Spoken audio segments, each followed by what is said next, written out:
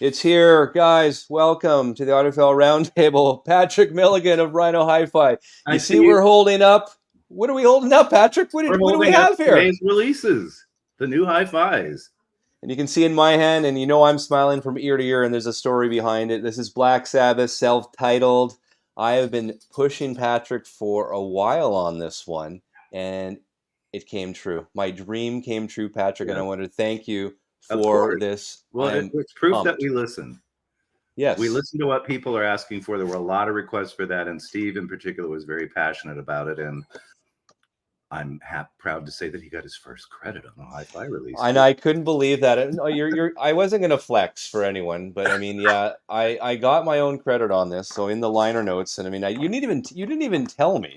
And so when I got this and I opened it up, and I'm like, wow, special thanks to Steve Westman on there. I was like, that is amazing. Thank you so much. I was in shock. I think I texted you right away. I'm like, you actually did that? I'm like, wow. But you know what? We'll start with Black Sabbath. We didn't really talk about the other one you had there. That's Devo, Yep, and that Devo is freedom of freedom of choice. choice. And the big song there, and we can get into that, was the Whip It song. We'll get into that afterwards. But I want you to start again with Black Sabbath, self-titled. I know questions will be asked about tape source. Let's get right into that. We know Kevin Gray mastered this from the original analog tapes, the US versions of the self-titled. So go there, start with this one. Okay. I can hold Well, this up all day. I can tell you, and you can see from the insert on the tape box, that what we used is the tape that Warner Brothers was delivered in 1970 and has been used for every lacquer cut since then. Um, Obviously, there's a tape in the UK as well with a different record company, and having it be a different record company, I do not have access to that tape.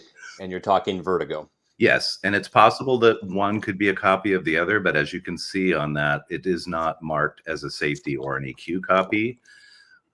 So that is basically the analog master that's been used for every US Black Sabbath album that's ever been done. And as Steve can attest, it sounds amazing. It sounds amazing. Again, you know this. I have got my original Greenie Warner Brothers self-titled Black Sabbath. I've got what else do I have? Of course, I've got the Vertigo, my original Vertigo, and with the brand new quiet vinyl press at Optimal. I will say this is jumps out at you, Patrick. It really Yeah. does. It really jumps out at you.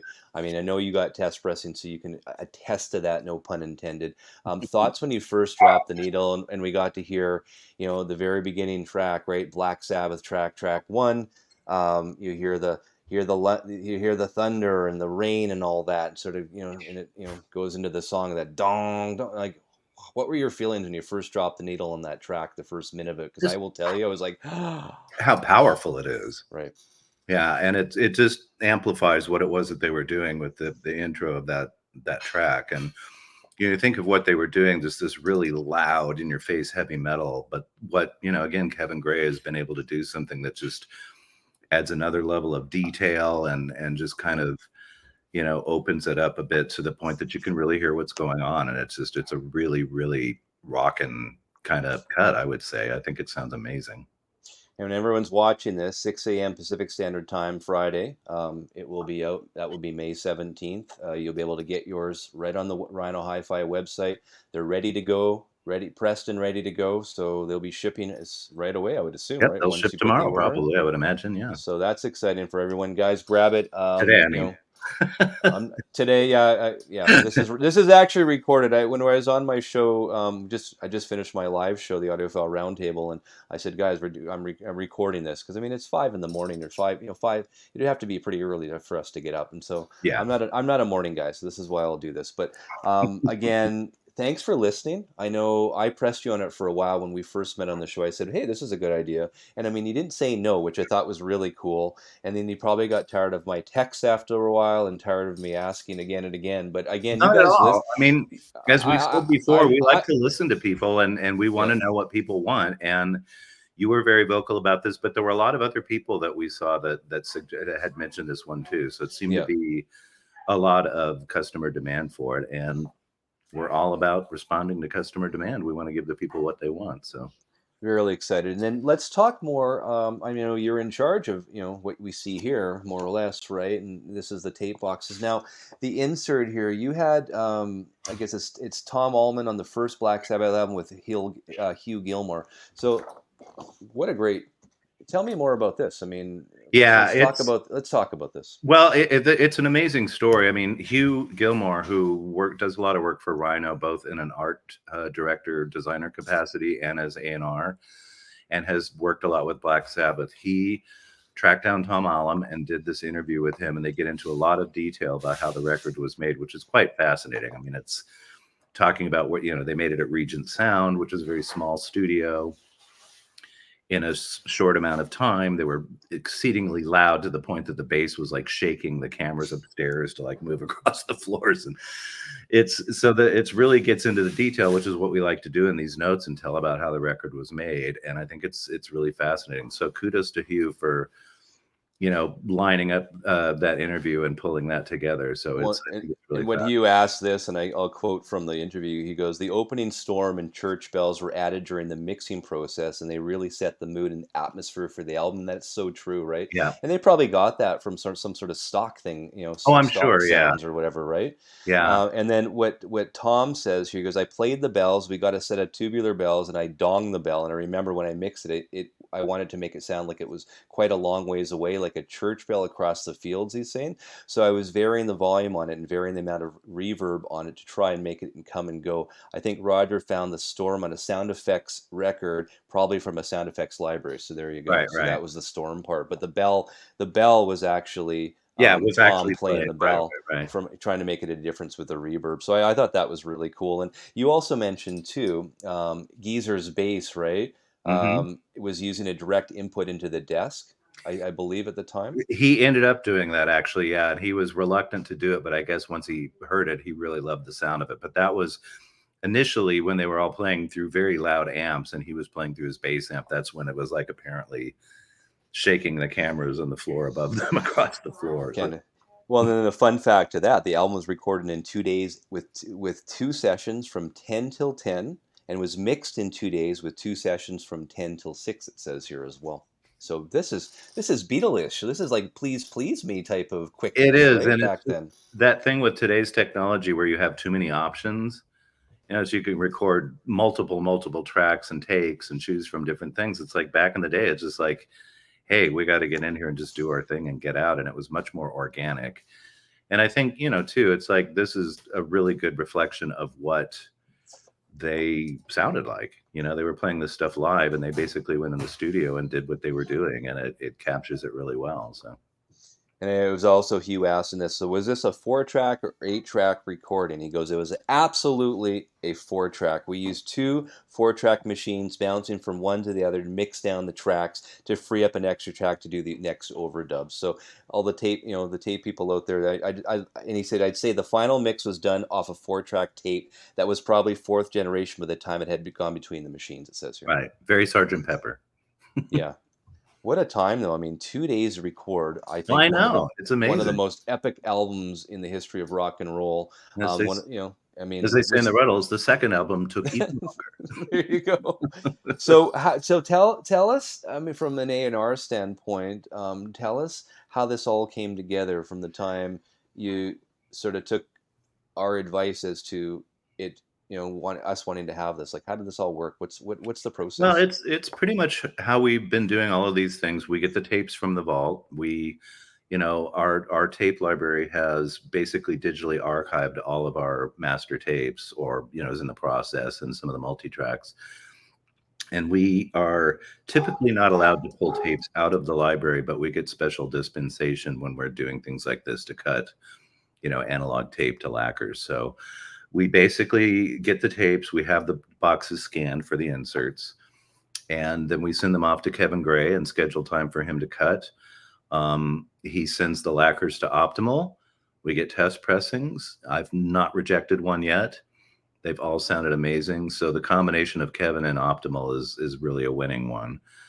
And then again, Hugh's done a lot of our Black Sabbath stuff and was very, creative about this and helped us figure out a way to get to Tom Allen, because we always like to get info from somebody involved in the sessions to talk about the making of the record. And I think this really gets into some great detail. So I'm really pleased with what he came up with.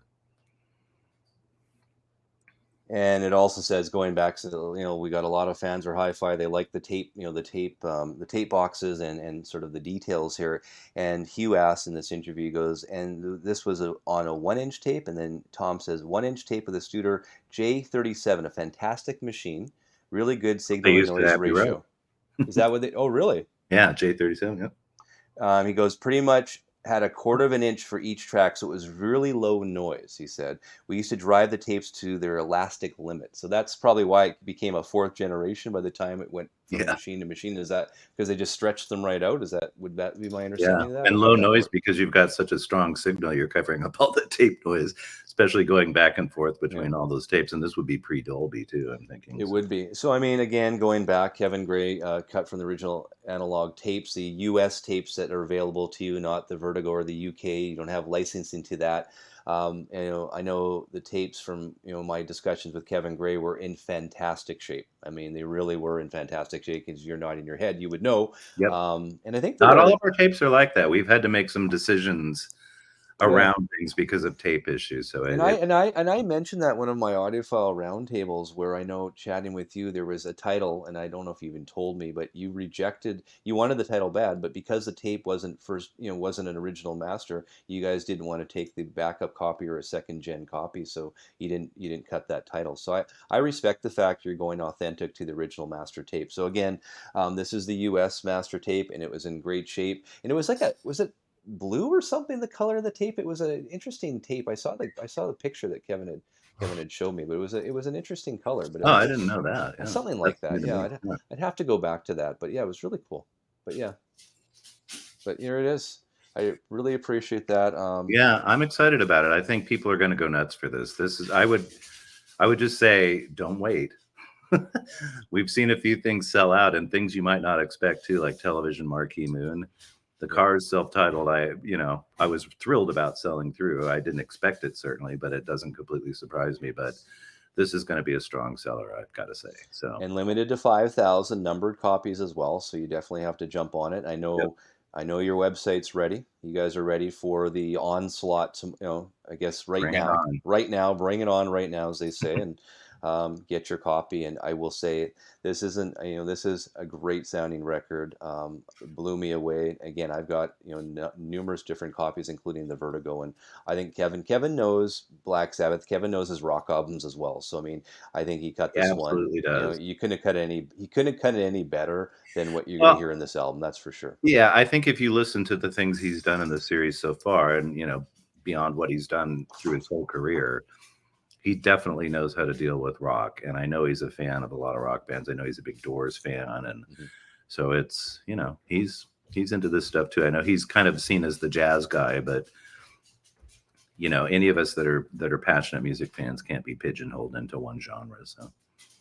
So I'm really, really excited for this. I mean, when I finally heard that you're putting this one out, I was pretty stoked, as you remember. So I was pretty excited. I recall. Again, thank you for the credit. I really appreciate My that. pleasure. That's amazing to me as well. Let's move on. What do you got? Okay. What do you got next there? We Are Devo. Ooh. Tell us why you chose that one. What was Freedom of Choice? A really great sounding record, probably one of their most popular records. Certainly has some of their biggest hits in Whip It, at least. And a record that was produced by Robert Margouleff, which was an interesting choice. Robert Margouleff was somebody who was part of a collective electronic music group called Tonto's Exploding Headband, and they made a record or two for the Warner Company. But probably before Devo, at least, best known for having worked with Stevie Wonder on some of his key 70s albums, like Talking Book and Intervisions and Fulfilling This First Finale. And a lot of what he contributed to those records was his knowledge of the Moog synthesizer, which is used a lot in those records that Stevie did a lot with, including playing a lot of the bass lines and things like that. So Devo was really into that stuff. They were very inspired by R&B of the period, and ended up working with Robert, and they had this amazing working relationship and produced, one of their best records, I've got to say. And it was a shift in approach a bit too, because so much, if you listen to their first album, which I love, it's much more guitar oriented. It's not that there aren't synths on it and stuff, but it's a lot more guitar-y. And by the time you get to Freedom of Choice, there's really a lot more synth stuff, including with the bass. So Jerry Casale is doing a fair amount of his bass stuff on a Moog synthesizer as opposed to playing an actual electric bass. So, but we got Robert involved in this, which was a real thrill. He actually came into the office and recorded an interview with me that will be up to stream on various Rhino socials and whatnot before too long. An amazing guy, just had such great stories. Really, we're hoping to do some more stuff together. But he just got into a lot of detail about the making of the record and how they used some similarities to how they did the Stevie Wonder record, where they had everybody playing in the studio except the drummer, and they set up in the control room. They set up a quad setup, so they were monitoring in quad as they were recording this, and the drums were in the studio. And he was really just trying to capture this mood. And he gets in. I'll have to say, he wrote the liner notes for this, the insert that's in here, and just the way he describes the sessions and gets into this stuff. Yeah, I think these are the best notes in this series so far. you did mention that to me before, and I think they're so detailed. And Yeah. if you're a real detail-oriented person wanting to really learn about the recording process for Devo's Freedom of Choice, you're really gonna enjoy this, because it was recorded at the record plant in Los Angeles in 1979, right? So I mean that's Right. and that came out. This album came out. Freedom of Choice would have come out, released in May of 1980. 1980. Yeah. Of course, we mentioned Whip It being. It went to number 8 or something like that in the Billboard And it was charts. a huge MTV hit, of course, because of the video. But there's Freedom of Choice is a classic song of theirs. Girl You Want. I mean, Right. it really is some of their top-notch songs. So. Yeah. So it was, I mean, being a big Devo fan, this is an easy one to sort of pick in the catalog to start off with, obviously. And I like this as well. And you guys will get a kick out of this. So originally in 1980, and don't go and try to order this. I'm going to just give you a disclaimer. This is the original from 1980. Back then, you could get Devo T-shirts and postcards and Flickr buttons, it says here, and all for $12 or $10. I mean, what a deal back then. So you guys included the original insert as well. And here's the other side of it. Yeah. Devo Don't try catalog. to order though. Don't order this. Don't send your check in either. When you used to send checks in, but yeah, it says, don't go to 9120 Sunset Boulevard. It's not going to be. It's not. They're probably not there any longer. But I thought this is really cool, Patrick. I don't know if you remember all the old Warner Brothers LPs that had the inner sleeves with the loss leaders in them. They had these different compilations you could get for like $2 or something. It was basically just a way for them to expose you to artists in the catalog. Yep. And there was a little thing on the thing to send in with the $2 to get the record. And about a year or two ago, we got one of those from somebody asking for one of the loss leader albums. And we actually went and found one and sent it to them. Oh no. Yeah. Well, I don't expect it'll happen this time with the Devo. I shouldn't say that, because now everybody's going to send those in. Now you're going to send them, with a cash on delivery. Remember COD orders and stuff? Oh like yeah, that I remember back in the day. That was funny. So, can you tell us about anything that's coming up in the near future with Rhino? Are you allowed to give us a teaser? I've not really been authorized to reveal anything, but I will give you a hint. A hint? I like hints. Go for it. The tease. Oh, geez. We're going to have our next release in July, and it's going to be 2 albums, and I'll tell you, they are rock albums, and they are both celebrating their 50th anniversary. So start guessing. Wow. And that's in July. So what, mid-July that will come Yeah, out? I think mid-July, yeah. 50th anniversary. So that would be 1974. Correct. So July of this year. So we're celebrating the 50th anniversary of those albums. So that's okay. Interesting. I will have to look today. It was funny. We were just doing the live show just before this, Patrick, and we were looking at 1970 albums as well. And it blew me away at some of the albums that were released in 1970. That's a golden year. Epic year as an A&R. So many of my favorite albums. Yeah, we were just talking the other day too. 1979 for some reason too. Okay. Just was like Yeah. But 1970, yeah, that's a golden Well, era. I mean, again, I mean, I sort of say that, right, sort of a segue, because of course we know this was 1970, released, what was it, February 13th, I guess, in the UK, June, and by Warner in 1970. And yeah, this is a big one. UK album charts number, it went to number 23 and the Billboard charts as well in the US. Sorry, I think it reached number 8 in the UK and 23 in the US Billboard charts. So Which is pretty yeah, amazing for a debut album that wasn't really very radio friendly. wasn't a while. Very radio friendly. I don't think I've ever heard of this any of these songs on any of the classic record or classic stations here in Vancouver. But yeah, I mean, and it was heavy, right? It was very, very heavy. I mean, Tony Iommi's guitar is a very heavy guitar. I mean, due to his accident with his fingers years ago when he was, younger, right? And that sort of made his guitar playing a little bit different than most guitarists. So I mean, it's just so original, I think, as well, and so fresh sounding of its day. Yeah, If you look back and what was, I mean, you got to remember, 1970 had the Beatles' "Let It Be," and he had Black Sabbath self-titled the same year. yeah, So yeah, what a yeah. what It's a an what a interesting contrast juxtaposition. in records, right, and sound of that time period. Well, it's something like Black Sabbath too, especially. I mean, look at how long that core band was together. But you think about those are all guys that came together at a pretty young age and sort of grew into that together and developed this sound together. And so, Mhm. it's like kind of like the Beatles in that way too. They grew up together and they kind of came up through a bunch to come up with this thing. And there are so many other bands and kind of starting in that era too, where the super groups were happening, where it was a bunch of people from splintered other bands forming these big super groups. And Yeah, so to have something, it's sort of akin to many years later, something like U2, a bunch of guys that just grew up as teenagers together and developed their own approach and sound to things and weren't especially, technically accomplished, and it sort of guided what they did. right, And right. so, yeah, it just, it informed something that created something new, and it's pretty incredible. And I will mention this. I mean, if you can see that, if everyone can see that here. So track three, right?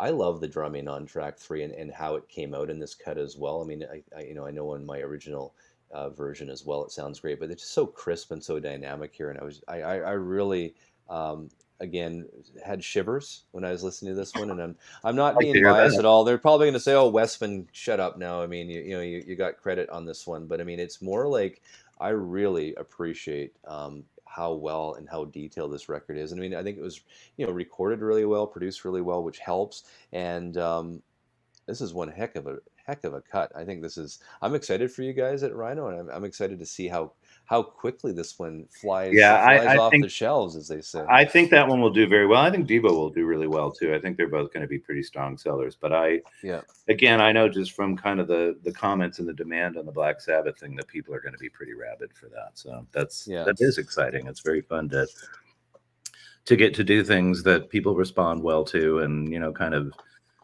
meet customer demands and just make great records. So And just so everyone knows, I mean, I always like to talk about the microphones as well. If you want to quickly just talk about sort of the microphones they used during that recording session. I mean, does Tom does say here, Allman does say with this interview that Hugh Gilmore did.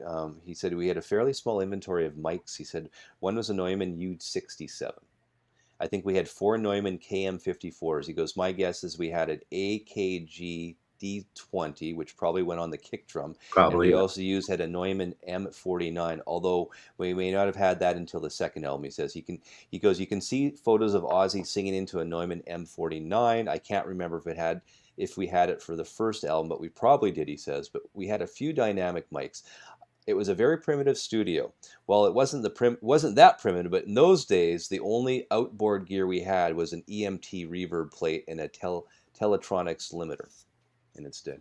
that's pretty So minimal. again, guys, I mean, the detail in this makes you, this is why we buy records, because you actually get some tangible stuff from the people that were there, and you drop the needle in this record, and you start reading this interview, and you're like, you feel like you're part of it now, right? You're in the Well, that's studio. It's yeah, pretty no, cool. you picked up on that well, because that's very much what we've been trying to do since the beginning of this series, is to just talk about how these records were made and why they sound so good, and talk to the people that were involved in it and get into the geeky details. I mean, Mhm. we're tailoring this to audiophiles who care about that stuff and really want to know that stuff. So we're trying to give it to them. Like the real geeky tape box pictures. I Oh, mean, I'm this such a this tape stuff. box geek. Yeah. So it says here, I'm just explaining to everyone. It says lacquer cut at artisan. So what does that mean to the layman? Artisan was one of the companies that Warner Brothers worked with a lot to cut lacquers. So one of their mastering labs they went to. So there are a lot of tapes in the Warner library that have that on them. I can tell you that. And then on the Devo here, I'll just put this up again. What does it say? This is interesting. I don't lacquers cut at Capitol Tower, and it Yeah. says here non-Dolby master, and it says used for lacquer C EQDC for copies. What does that Yes. mean? Do you know what that means? Well, that means basically when they would have mastered the record, whatever EQ choices they made to master, they would have put that on a tape as well. Hmm. So when they want to send tapes to the rest of the world or for somebody else to cut lacquers from, rather than relying on them using the proper EQ to cut from a flat master, they would cut from that EQ copy. So Very interesting. Well, I am excited to see what happens in the next, I guess, over the weekend as well. It's going to be fun. me too. I Really think excited. it's gonna be robust. There you go. They're so And shiny. and that's another thing too. I mean, they're just so shiny. It's just I just absolutely love it. And I know I can't remember now. Is it Maple Durham Watermill? Is that where this was? Or no, I'm looking at. Sorry, I thought I had. But Maple Durham Watermill is actually where this was. The picture was taken back in its day, if I'm not mistaken. Yep, I I think you're right. could be wrong. I think I'm right. No, I And think I've seen that too. someone might correct me, but I think that's in Oxfordshire, or in England somewhere, something like that. So, and they used a model, with that black cloak, right? I mean, Right. to portray this woman. They're So, kind of and I witchy looking. and yeah, the witchy thing, and it's it really works well with the song "The Wizard," right? It really, the album cover really works well for that track when you look at the album cover, which is really cool. And I don't think anyone knew who the model on this record was until like the last few years. I mean, it was just revealed Yeah, probably I just had two seen or something three about years that ago. recently. Yeah. Yeah, and it was just so recently. Okay, it was who was it now? Louisa Livingstone, I think her name was, and she was the model for this, and no one knew who she was. I mean, And at I have that to time. confess that for a while, it didn't occur to me that it wasn't Ozzy. Oh, that's funny. I never actually know. I never even thought about that. Now that you say that, that is so funny. I didn't think it was Ozzy because she just looks a little bit smaller, sort of relative to the trees and stuff. But yeah, very interesting. So there they are, guys. They're available right now on the Rhino website. Black Sabbath self-titled, limited to 5,000. Devo, where is it on the right side? Freedom of choice. Choice. I like the Whip It song. So good, so good. It's It's a so classic. classic 19. That really we really get into the 80s with this song. It's like one of the first sort of Oh, synthy sort of it's poppy one of the 80s most 80s iconic song. songs of the '80s there is. Yeah, You for know sure. exactly. Yeah, So I again, even if you don't really know Devo or you're not a Devo fan, probably most people know that song, I would think. but what I like about this too, I mean, the audiophile collection, you guys are getting titles that aren't out there, aren't done a million times over, and Well, we're trying to I strike a think this is balance with great. that.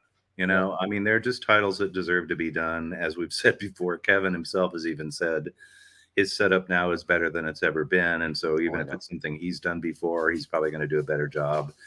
But we don't want to make people keep buying the same thing. So we're trying Yeah. to find exciting and high demand, but not overdone things. And I think And we both of know, us kind of hit and that. we know that Kevin knows his Devo and knows his Black Sabbath, knows Oh his yeah, rock albums at this point. So I'm not, absolutely.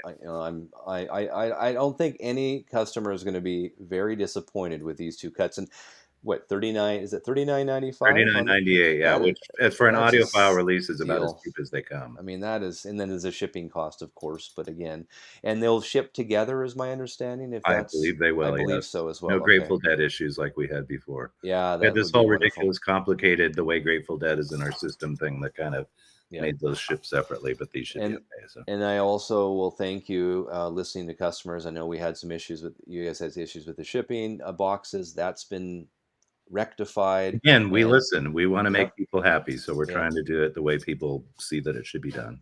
Oh, that's wonderful. Well, Patrick, Thank you so much. Thanks for Exciting having me, Steve. times. Always fun. Guys, get to that website order. I'm sure they probably just, as soon as we put the 2 records up, they probably just stopped this video and went and bought them. So hopefully they come back and watch the rest, because this is really fun today.